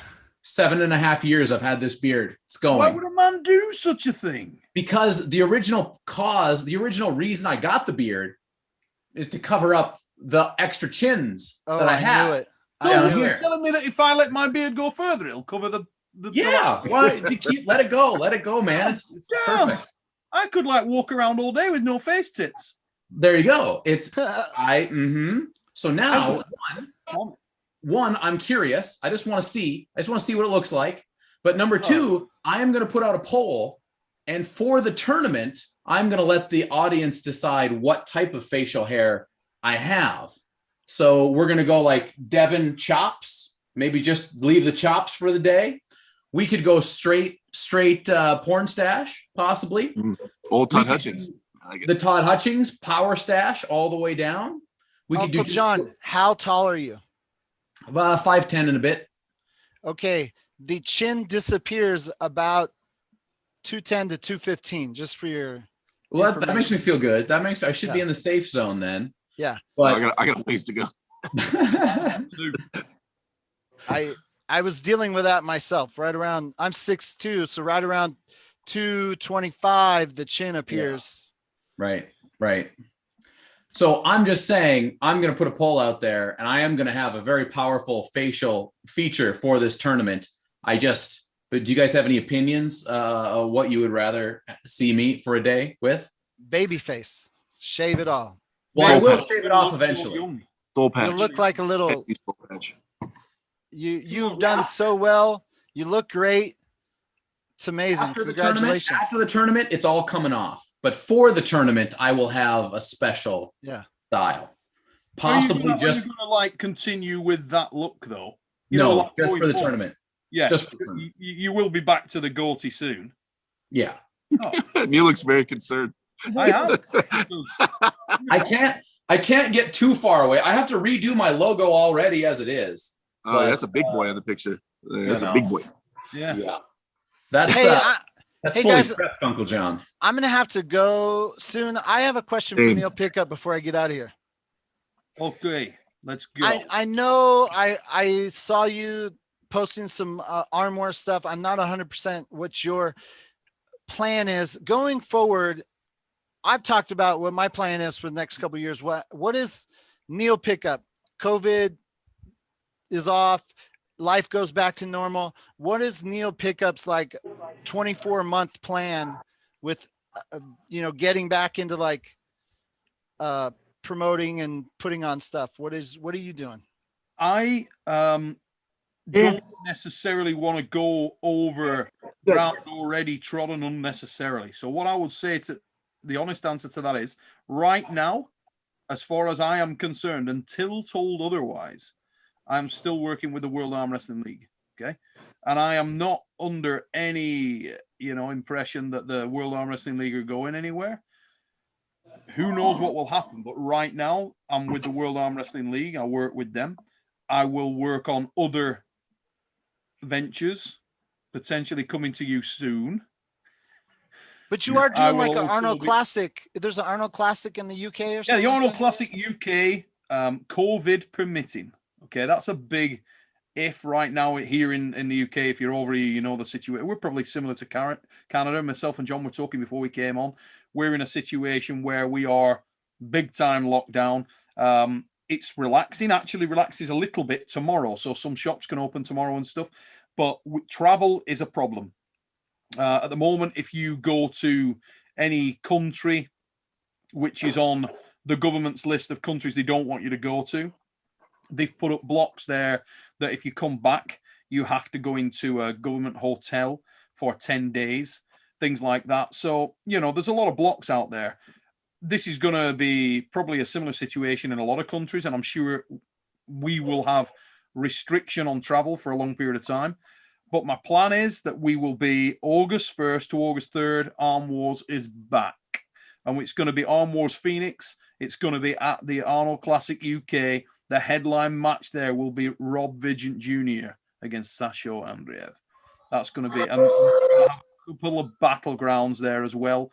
And the battleground targets right now, I'll give you a little teaser on one of the battleground targets to give you an indication of what we're talking about.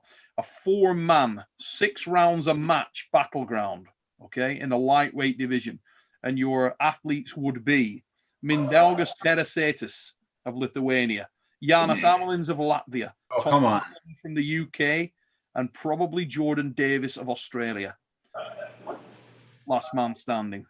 And Jeez. filming, has your focus, like what you're like, is it for YouTube? Is it for television again? It would What be is your a combination of both. There would be a lot. Listen, this comes down to a lot. Do people want me to continue with the YouTube channel? If it's a yes, and we get a lot of, if people buy into the YouTube channel, then yeah, I'll continue with it. If it's a viable opportunity. If it's not, and I have to go into other areas, then so be it. But it really depends on I will try and be as beneficial for people in the sport as I can, and do what I can to push the sport, as I've always tried my best to do. Wherever that is, I'll give it my absolute best, guys. But I'm confused. Your Arm Wars YouTube channel has 34,000 subscribers. That's not the Arm Wars YouTube channel is a complicated situation. I'm not going to get into discussing that on here, but it's not it's a more complicated situation. Oh. A lot of that stuff is tripartite ownership. Now, here's the beauty of that. All the raw footage, that's an edit. That's a specific tailored edit for Eurosport. Guess who's got all the raw? Yeah. Now, if I ever chose to, and this is the funny thing. So many people talk about matches, right? I'm off now. Just before I do, Robert Gould, thanks for your super chat, mate. Love the show, guys. Really appreciate your support, brother. Thank you very much indeed. But here's an interesting one, right? Now we're going to go deep. Check this out.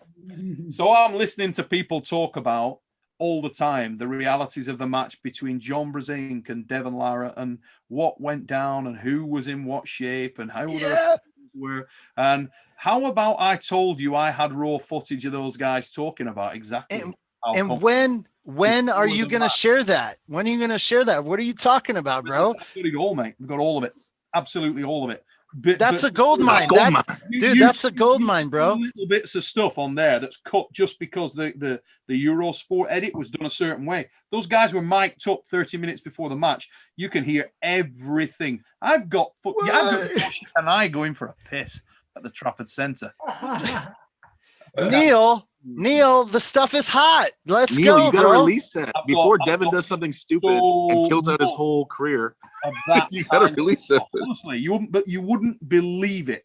So much of Michael, but not the little edit that you're seeing. I'm talking from 30 minutes before it's ridiculous. No, so if I chose to get that all re-edited to any cut I want, there's an amazing amount of stuff that could be done there. So there's opportunities, but it's where let's see where the YouTube channel goes. I think I've got. I mean, I didn't monetize the YouTube channel, which Ryan Bowen takes the out of me daily on. But I didn't monetize the YouTube channel for I think it was 8 months, because I didn't really when I got into this. Honestly, it was just trying to push the sport forward, and in the evenings getting on and talking with your mates. But I didn't really know. I mean, obviously, John could attest to this. I don't really know what I'm doing on YouTube. I'm not a technical person. The other week, and I want to say publicly a massive thanks to John just for hooking me up with this, because I had no clue. And John took time out of his Sunday to come on and give like an hour up and help, say, this is how you do it. This is the nuances of how you set that up. And he helped me do it, and since then I've been able to do live. And that really came from people saying, so many people sending me messages saying, when are you going to do lives? When are you going to do lives? So I'm trying to do live, but I felt like saying, how the heck do you do lives? I don't know how you do lives. No, I'm the opposite. I'm trying to go from lives to actually making footage and releasing footage. I'm the opposite. Okay, Neil, pick up. I will give you the one thing I've learned. The podcasts. Thought you were going to go, Barry Bourne don't want no. Barry Bourne is all talk. He's a good arm wrestler. He's a good arm wrestler, though. I mean, he kicked my ass arm wrestling. No ifs, ands, or buts. Like, I would say, Uncle John, Barry Bourne's going to give you a match. No, he is not, Gary. Yeah. All that proved was how bad of an arm wrestler you are. That's the only thing that match proved. Okay, before we get off topic. One thing that you learned, go. Podcasts feed your base of subscribers. The arm wrestling footage you have of arm wrestlers will grow tenfold your base that the podcast will now feed. The podcasts feed the base. The matches and the footage you have will grow the base. Aha. but I've got planned that. Yeah, a lot of. So, plans. like, let's say you have something. Feed your channel once a week with a little nugget, and you watch your podcast audience will grow. When we come out of lockdown, and we're back to doing. Oh, wait a minute, Neil can go do tournaments. Then that's a very different set of criteria. Yeah. When I can do lives and I'm at the Giants live competition and I'm sat having something to eat with Eddie Halls, Aduna Saviscus, whoever it may be. There's so many options for strongman, for arm wrestling, for a lot of opportunity. Right now, I can't go and see my next door neighbor. You know what I mean? So it's really difficult. But going forward, let's see if people react to the channel, they like the channel, they subscribe to the channel, and in a year's time, it's a decent sized channel. God knows what we could do with it. I'm all in. Let's go. You know? Yeah, but just don't for that old footage, dude. That some of that shit's priceless, man. Mate, there is so much of that you will pop. Honestly, you've no idea. There's so much of that. Same. I'm all in, you know. AW Derek YouTube channel. Hey, Graham, thanks for your super chat, mate. He's just put, here you go. Thank you very much. Not even for anything, but I really appreciate that. He's just chucked a $5 in. My kind of dude. What's an hombre? Robert Gould said, love the show, $5. Did we get him? Yeah. By the way, Robert Gould is one of my sponsor level patrons. Here's a little flex for Robert Gould. Got the arms on him now. They've come right on, haven't they? He's the man. Hey, thank you very much. I thought we kind of forgot about this show. I'm glad you brought it back to life, Mr. Neil Pickup. It's actually your fault, Gary. What's that? I was listening to a show and you said, I can't remember what you said, but you said you and John were on a show. Can't remember what show. I tend to listen to you in the shower. Tuesday nights. Weird. But as you know, I've often got out and argued with you mid-shower. But literally was listening to you and John the other day, trying to keep up with what's going on. And you said, oh, we ain't done talking the talking. And I'm like, we ain't done talking. And we really haven't. Yeah. And I was like, God damn it, we haven't. And it's not through. There's so many guys to get through. So many guys I want to get to. So Dave Patton, where are you? Crazy George Zakowitz. Answer the message, mother fluffer. Crazy George. I want Crazy George. I think Crazy George would be fun. I love his Crazy George-isms. Does George know what a computer is? I don't know. I don't know. I just want to see him in the same holy shirt I saw him 15 years ago. Hey, I gotta go. I gotta go, boys. You're off, brother. No worries. Gary, thank you for taking the time. Thank you. I gotta head too. Uncle John, I don't think it's just going to be me and John. It's going to be all. Hey, my team wants to say hi. I got more to talk about. My team wants to say hi to you guys real quick. Okay. Uncle John, what am I going to miss? I'm going to miss. I'm going to talk about BLM and his ability to count numbers. Hey, everybody, say hi to Neil Pickup, everybody. Hey. Okay. Love you guys. Hey guys, how you doing? Derek's big practice. Gary, thank you very much, Gary, for popping in there. Joe Woodland super chat. Thanks, mate. Not put a question on there, but he's got a big ass fish on that picture. Joe, put in the comments, what is that fish? Is that a salmon or a large trout of some description? Can't see it on the phone here, mate, but me and Jason Merlo will be on your ass. That's a big fish. We do a bit. So, Derek. Yes, sir. Just before you, if you do have to really go, and you know, they keep giving me the looks, the whole team. This is when Neil starts talking and all of us listening. Right here. Listen, right? Who've you got? Matt Mask or Hermes Gasparini? Because you've been up close and personal with Hermes very recently. Where are you going? But I haven't pulled Matt in like 7 years.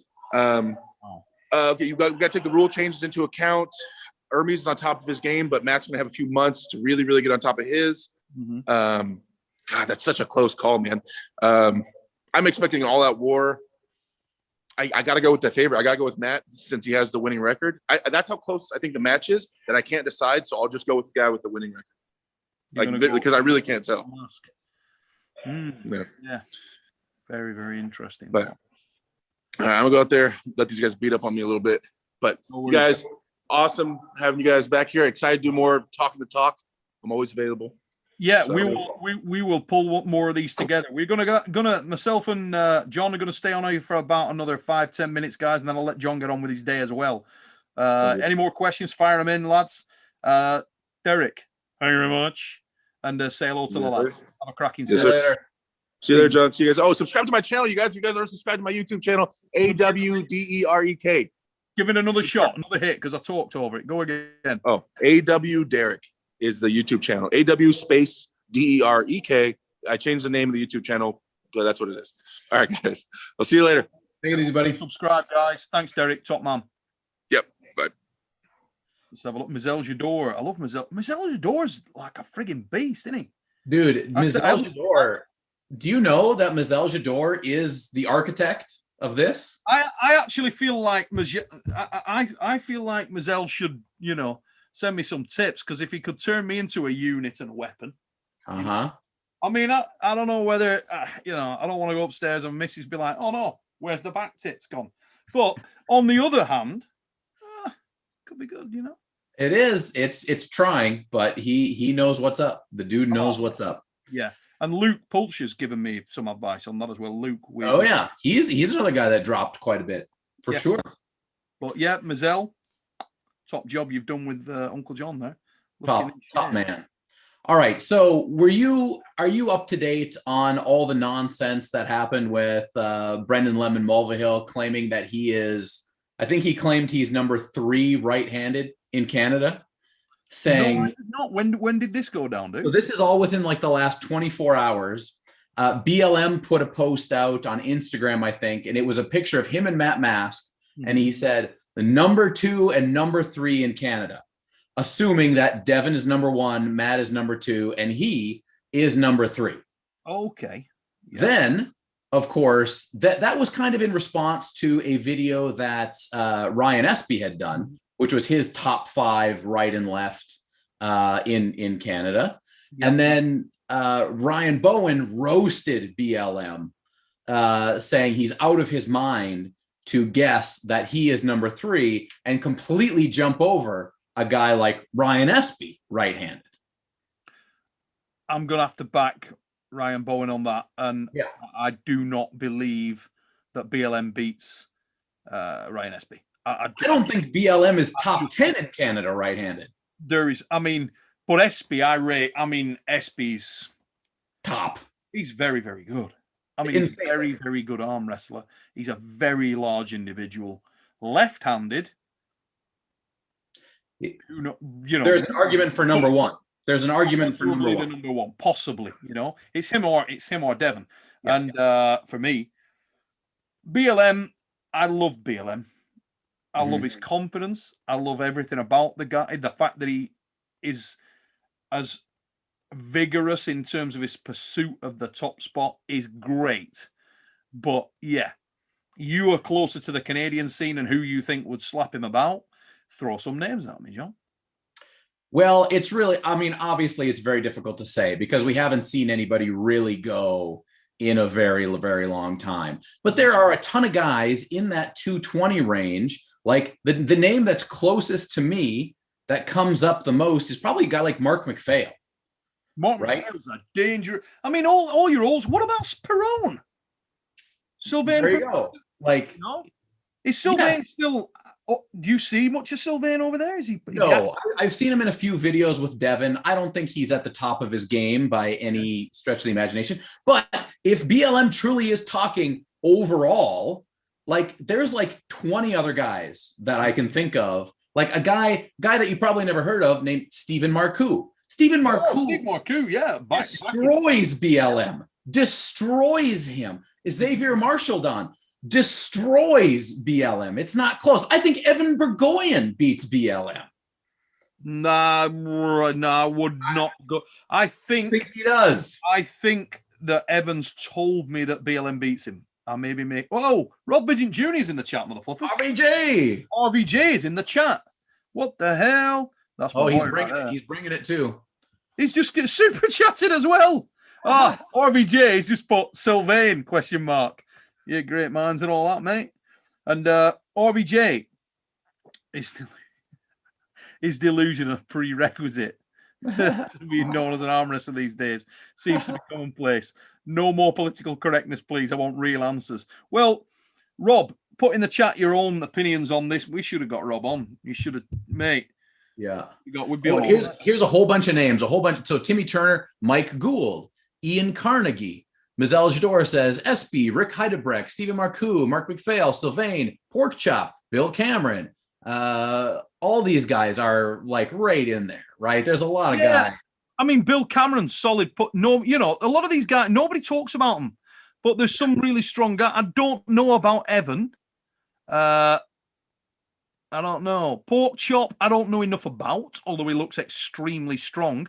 I do feel like BLM, with guys like that who are less experienced, maybe he can dominate with technique. It's very, very possible. I think he finds a way through potentially. Whether he will in time, different matter. Joe Fox has just come back. Fox, that's another one. BLM will find out May 29th. He's behind me on the right on the 220. So, on one side of this coin, you got to say BLM's confidence is great. Have you ever seen Ian Carnegie pull BLM? No. Close proximity, obviously. They must know who's who, what's what. I would assume. And I don't know. I mean, I think that, it depends on Ian's form too, right? Because I've seen Ian be like so good that I don't even believe it's real. And then I've seen Ian lose to guys that I never thought he would lose to in a million years. But what about such as Rick Heidebrecht? Yeah, Rick Heidebrecht is right there too. He looks great right now. Shot like a month ago. Yeah, convincingly. So and Rick's a big man, but he's come down in weight quite a bit too, right? So he was probably close to 400 at his heaviest. Now I gotta imagine he's closer to 3. So he's like looking really. I can't remember off the top of my head, but Eric Racine says BLM is ahead of me. I've lost a lot of the chats. I haven't been keeping up. Let's go back. I do like that Joe Fox BLM match though. That will give us an interesting bit of data. I think. Who do you feel that benefits more, Joe or BLM? Because Joe had a real coming out party when he went overseas to Nemiroff. A lot of people weren't familiar with Joe, and then they were after that, and he got the shot in the top 8, and then obviously COVID screwed the world. Yeah. Who would you bet on? You got Joe or have you got BLM? Right. I think I go with Joe, because I think Joe just will be able to adapt a little bit more. I think BLM has the ability to adapt, but I've also seen him not adapt when he probably could have. And I think BLM's abilities are really dictated on how well his coaches are feeding him information. Anytime I see BLM pull, it's like a group mass huddle, right? And he's got his particular boys, Evan Burgoyne being one of them. And I think Evan is super duper smart. I think he's way underrated in the IQ area as far as arm wrestling goes. And I think he can see what Brendan needs to do. And it's a matter of, will Brendan listen to that? Does Brendan, will he be able to make the change quick enough? I mean, that's awesome. What I am listening to you there, John, incidentally. Yeah. And what I would say is, I agree with the comment in terms of he's got massive table IQ, and I think he is very, very reactive. He's a great arm wrestler.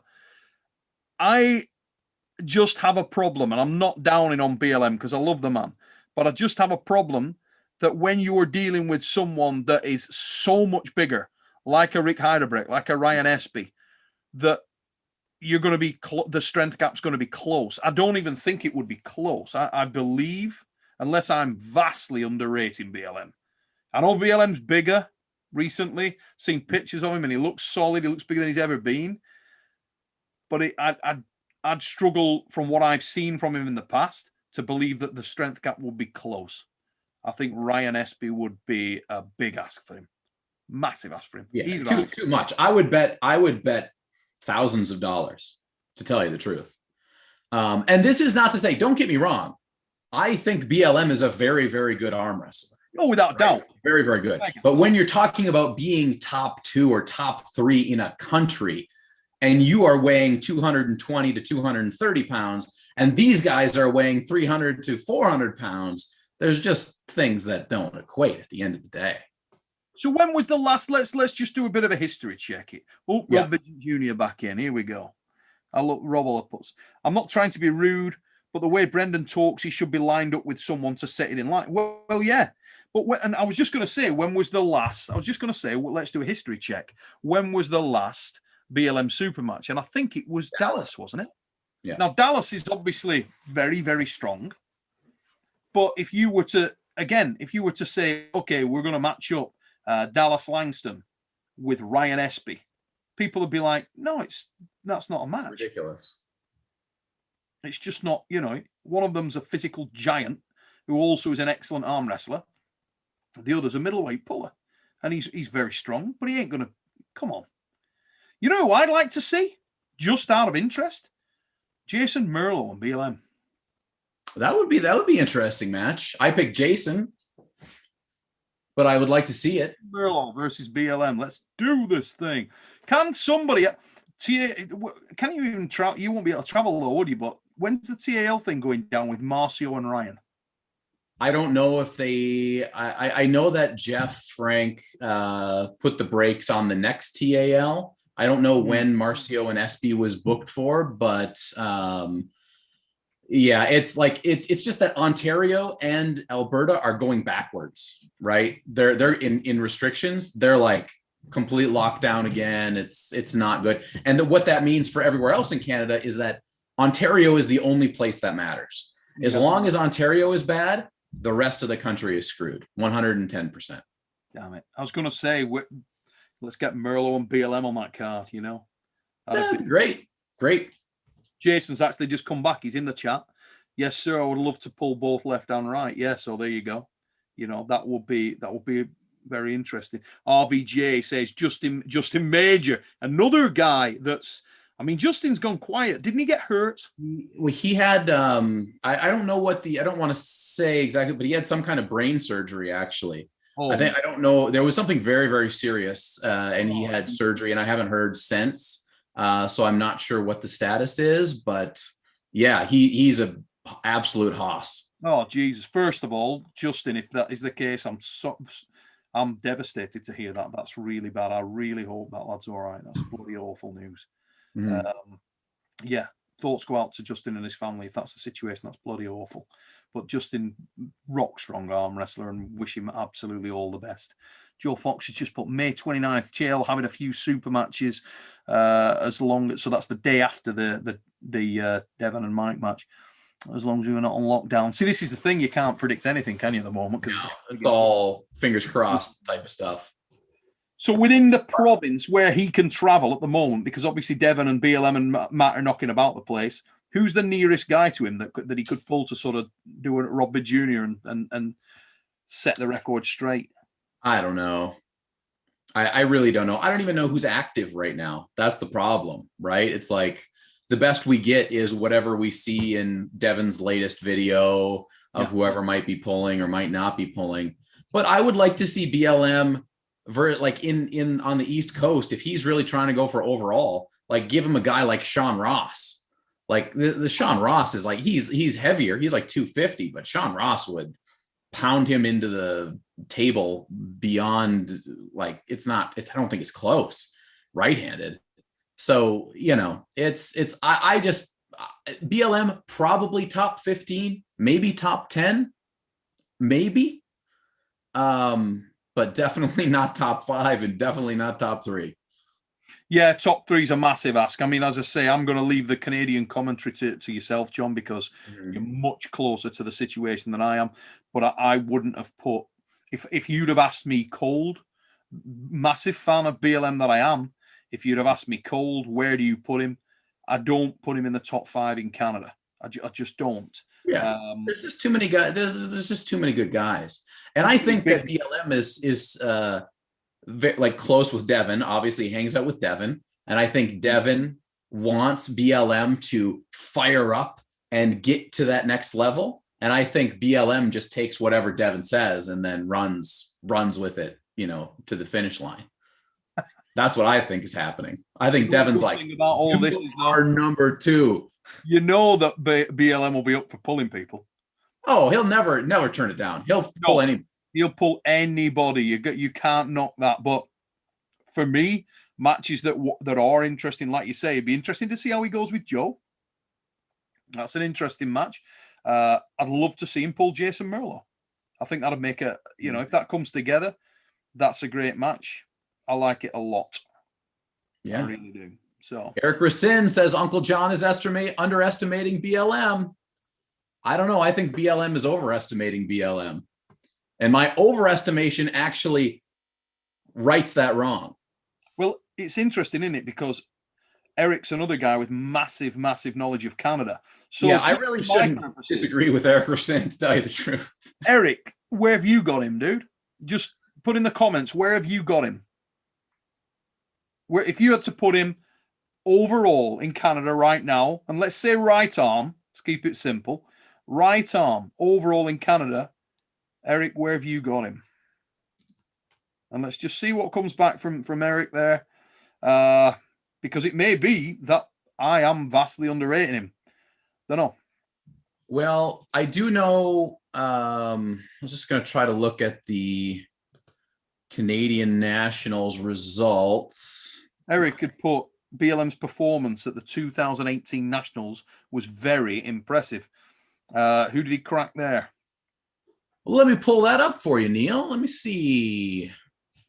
So oh, come on. I mean, just to be clear, he's iron, you know? Oh, 100%. It's just that too many big men. I don't see him as a favorite against Rick Heiderbrecht. I don't see him as a favorite against Espy. Matt cracks him. Devon cracks him. So we're down, we're getting down to the 5s now. Oh, here we go. Eric, about 8 to 10 in Canada. Mazelle's gone 10th on my list or not.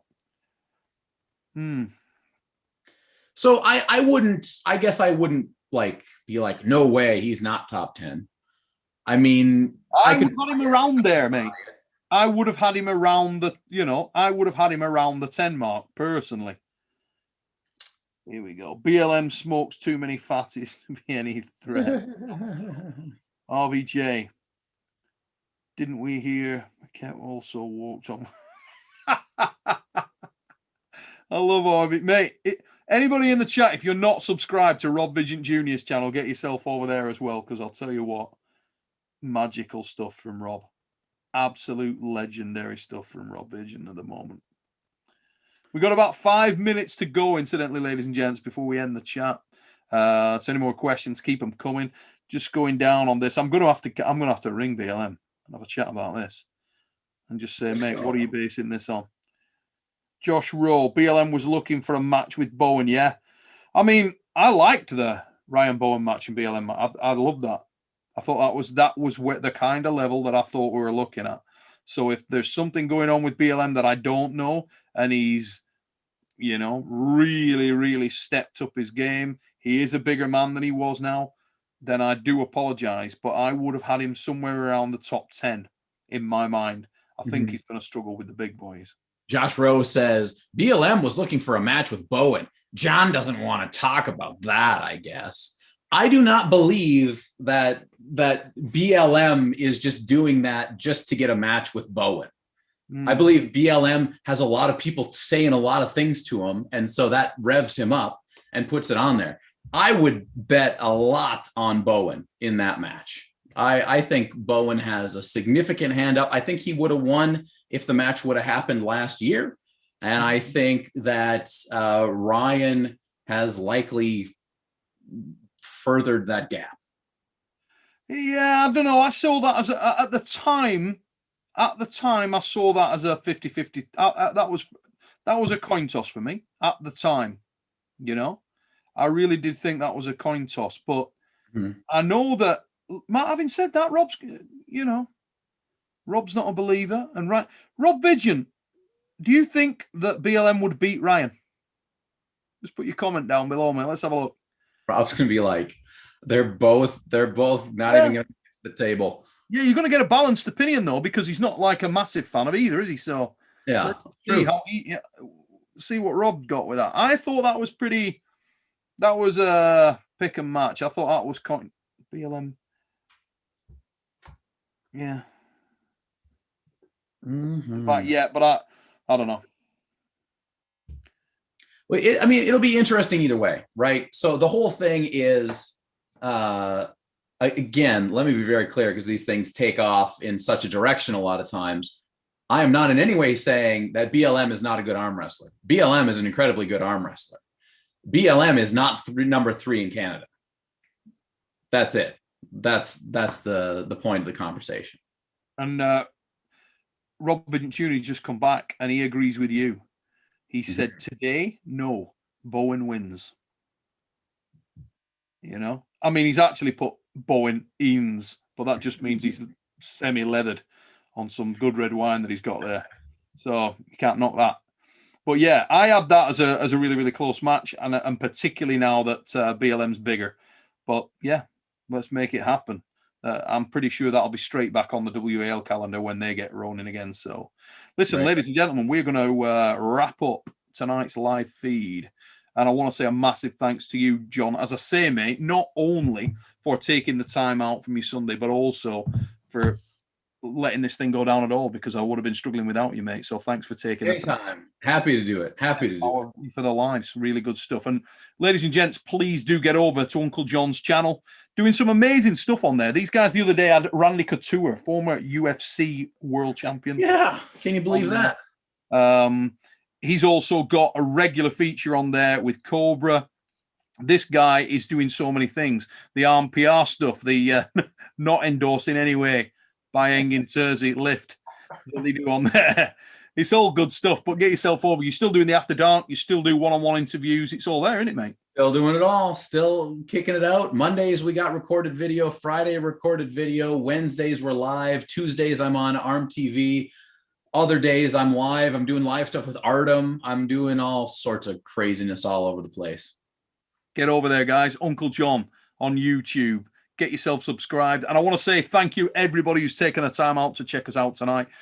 Thanks for everybody being so active in the chat. Really, really appreciate it.